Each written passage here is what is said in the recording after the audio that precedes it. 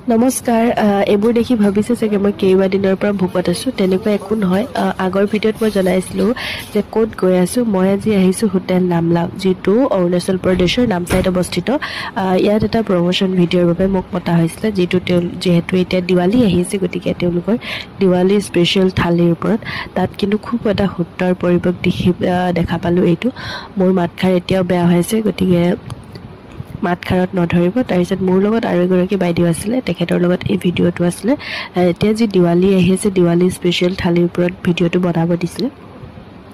আৰু তাৰ যিবোৰ মানে খাদ্য আছিলে সেইবোৰ ময়ো টেষ্ট কৰিলোঁ কিন্তু খুবেই সোৱাদ লগা মানে টেষ্টি আৰু তাৰ পাছত যিহেতু মই ৰাতিপুৱা একো নোখোৱাকৈ গৈছিলোঁ গতিকে